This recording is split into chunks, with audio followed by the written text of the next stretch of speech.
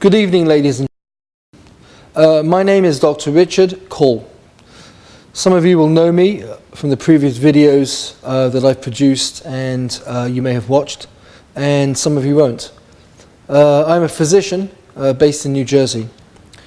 Today is January the 30th, 2015, and at approximately 3 p.m. this afternoon, I received an email from a journalist by the name of Lindy Washburn, who is a, quote, investigative journalist at the Bergen Record, which is one of the local rags here in the state of New Jersey.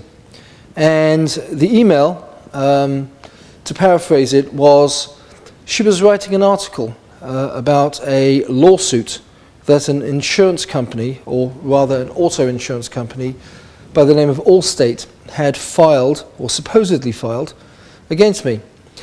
I had not received or have not received a lawsuit, but I got into a discussion with Lindy, who has written 2 articles about me before, both rather negative and unbalanced articles.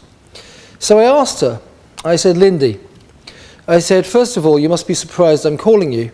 She said, yes. And I said, secondly, I felt that the last article you wrote was really not a fair article. It didn't represent anything close to what I had said. And I said, you've sent me this email about a lawsuit that this insurance company is filing against me, making allegations of fraud. I said, so let me just answer your email here and now. I said, point 1, are you aware of the fact that the lawsuit that was filed by another insurance company called Geico in federal court was dismissed for lack of merit by Judge Mark Falk? She said no. I said, that surprises me, considering you're an investigative journalist following these medical issues. I said, secondly, I can guarantee you that Allstate are using exactly the same allegations of fraud in their lawsuit, which they will file, according to your words, in federal court. And then I got into a discussion with her about really what the biggest story here is in the state of New Jersey. It's not about me. It's about the insurance companies that rip off the people in the state of New Jersey. And I said to her, I said, Lindy, look, I said, you've written enough about me, right? You must be tired of writing about me. There's only so much. I said, why don't you write a story about the insurance companies like Allstate and Geico that make billions of dollars every year? They pay their executives over $10 million annually a year. They take money from people for their car insurance. They take money from people for their health insurance. But yet, when it comes to paying out, if there's a damage, a collision, or a health issue, they refuse because their policy is deny, deny, deny. And I said to Lindy, don't you think that story is of much greater public concern than some story about them filing a frivolous action which will be thrown out in state court alleging that I've committed fraud? This issue of me committing fraud is not unique. This is a tactic, and I said this to Lindy, that's used with doctors across the state. And then I started to talk to her about the medical profession. And I said, Lindy, I talk to doctors every day. I have many friends that are physicians. And they tell me the same story again and again and again. And it's this: the insurance companies are not paying their bills. They are refusing to pay their bills. Now what this means for the doctors is that they're having to close their practices. People are losing jobs. They're losing health insurance. Doctors are leaving the state. Doctors are retiring early.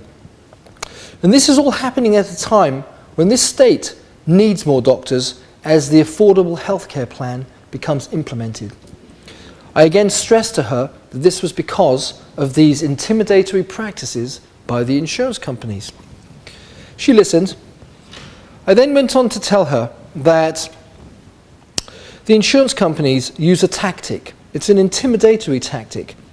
And what they do is they have worked out that if they file a lawsuit against a doctor or a clinic alleging fraud with no basis for fraud, all they have to do is put that word fraud in the document. They figure that the doctor or the clinic will walk away and that they will save money. And I said to her, this is not right. I said, this is not consistent with good ethical practice. This is what's considered a bad faith practice by the insurance companies. Now, I don't expect the public to be fully aware of what's going on within the medical field. But as a doctor, I can tell you that there's a lot of anger amongst the medical profession. They feel as if they have been deserted by the politicians and by the state of this government. They feel as if they are being abused by the insurance companies, which they are. These doctors are well-intentioned, good-hearted people. They spend their lives studying and training to help others with pain, disease, and illness. And it's only right that they should be reasonably reimbursed and not have to fight constantly with the insurance companies, and definitely, in my opinion, not be threatened with frivolous lawsuits that go nowhere but cost the doctors money in legal fees and force them to walk away from their claims. Now,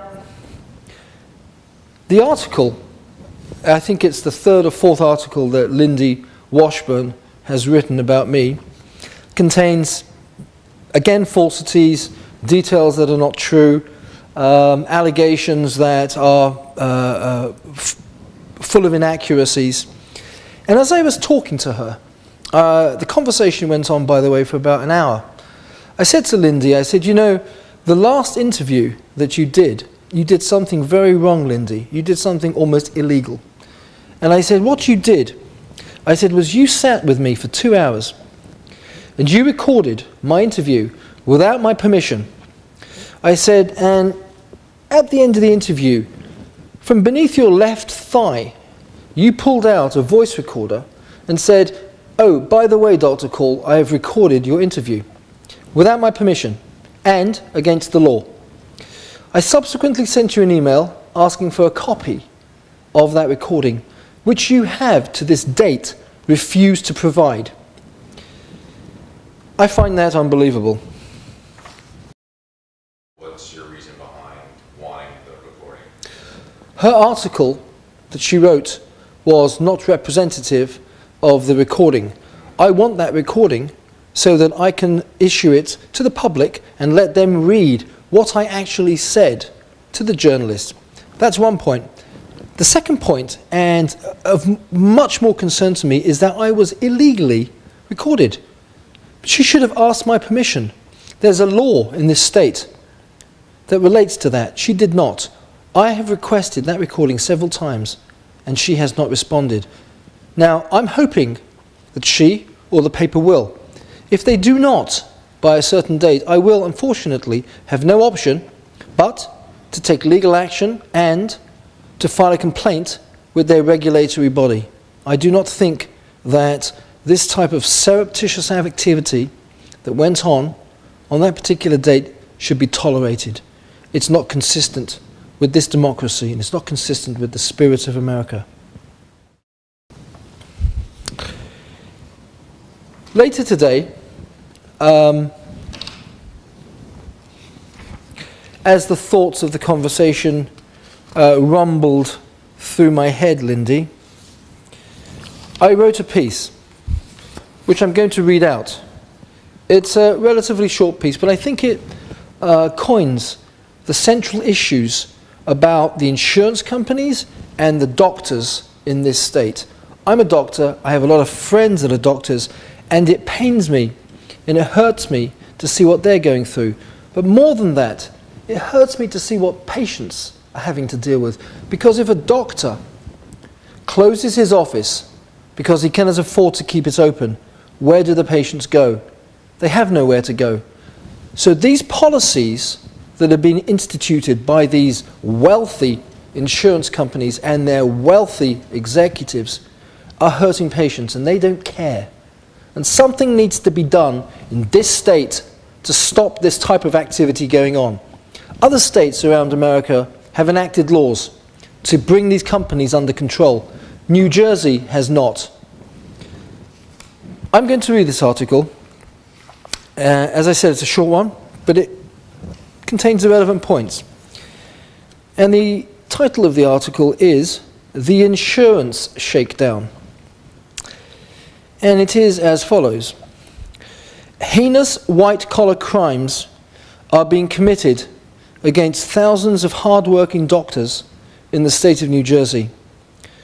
And the problem has gotten so severe that many are now being forced to close their practices and either leave medicine or leave the state. This exodus of well-intentioned physicians who have devoted their lives to helping the sick is a direct consequence of the predatory and intimidatory practices of the auto insurance carriers, such as Geico and Allstate. I have written extensively about this continued abuse of the medical profession by the excessively paid executives of the aforementioned companies, whose salaries, as I've just stated, are often over $10 million annually. It is unbelievable in a democracy such as America that this form of white-collar crime continues to exist, and not much seems to have been done to curtail its socially destructive effects.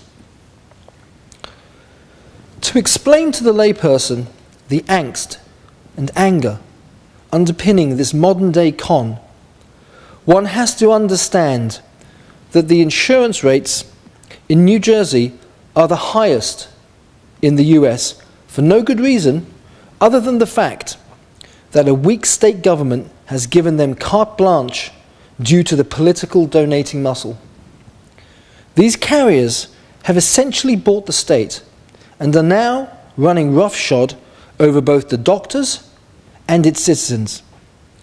Every individual has a horror story with the insurance company in which they will refuse to pay for legitimate injuries or damages despite having collected millions in premiums over the years. The situation with the medical profession has deteriorated to the point where practices are being closed. Physicians are leaving, and patients are being denied essential care. The daily denial of life-saving remedies to patients in need is, in my opinion, criminal. And the executives of these fraudulent companies need to be held to account. They must realize their denials caused the deaths of numerous patients who are routinely denied life-saving care. Physicians are well-intentioned people who have devoted their lives to helping others in pain and do their jobs with dedication and selflessness.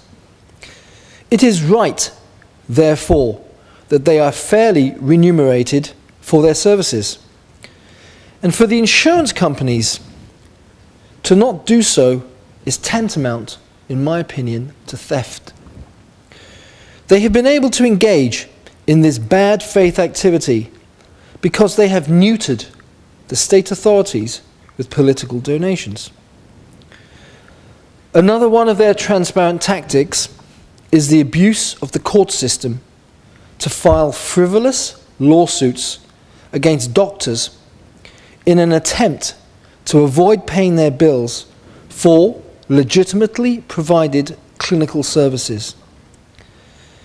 This is a part of their business strategy, in which their actuaries calculate that the doctors will not have the resources to fight the case and will eventually walk away from the case.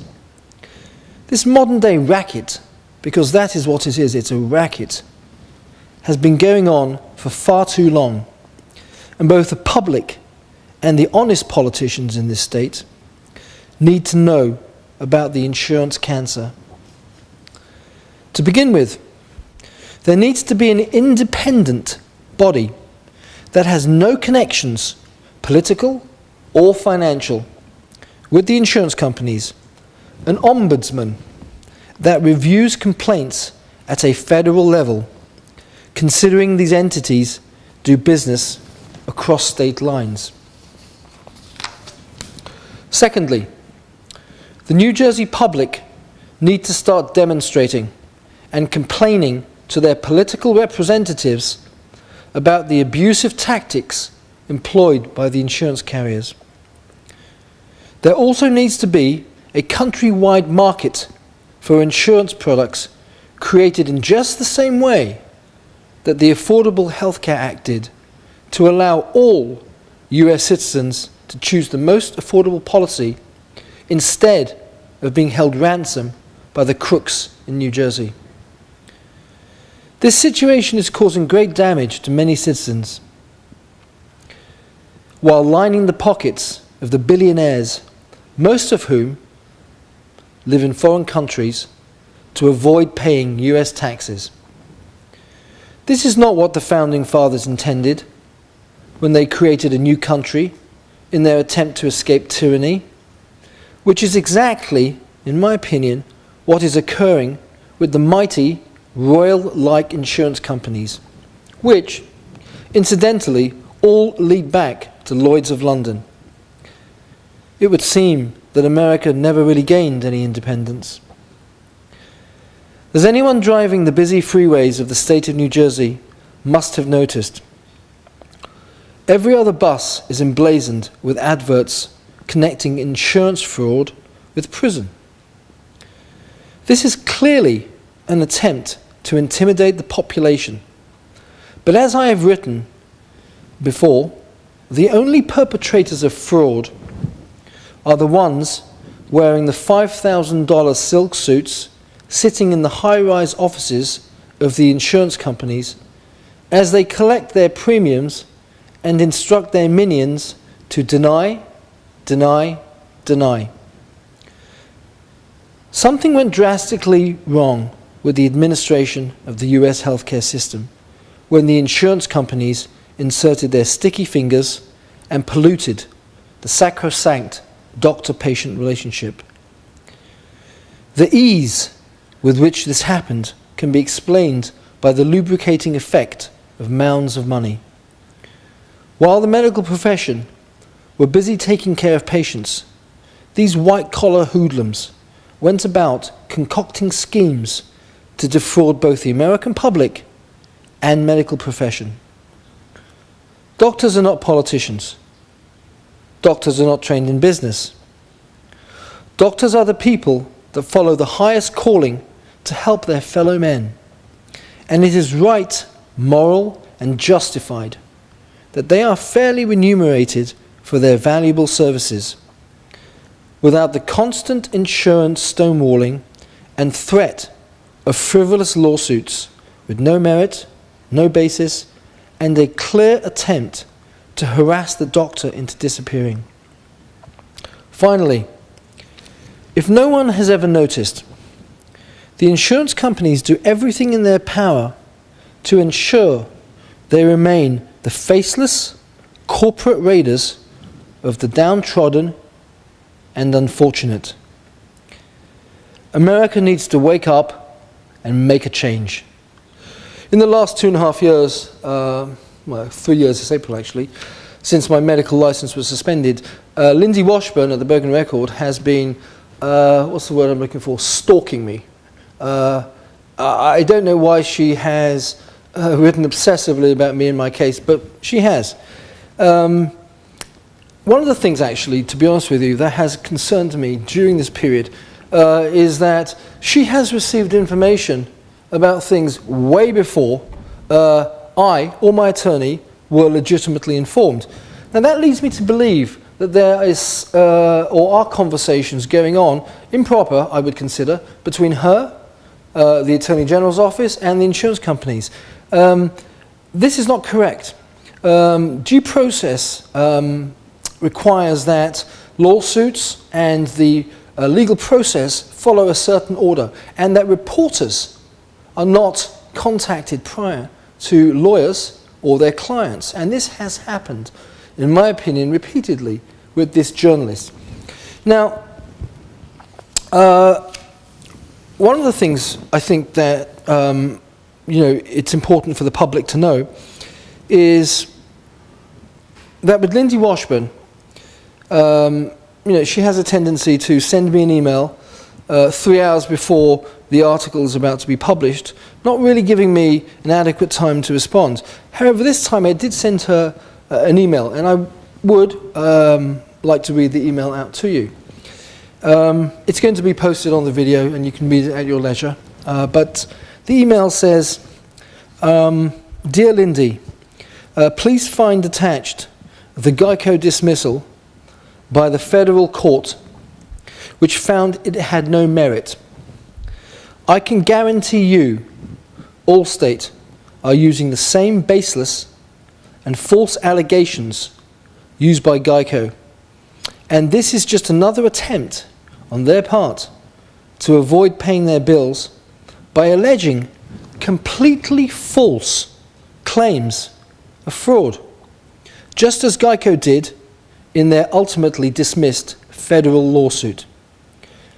I would hope that you, as a journalist, would write about this dismissal, and more importantly, ask why such a voluminous action with such serious allegations would be kicked out of court.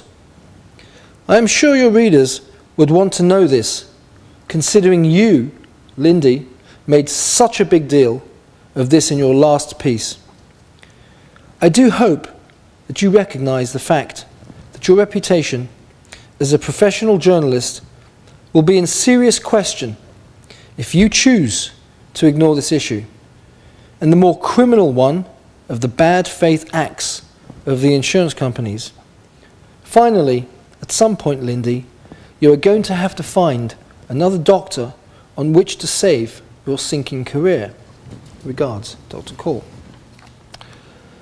Prior to that email, and in response to the one that she had sent me earlier in the day, I did send her an email, and I'll just briefly read it to you. It's a short one.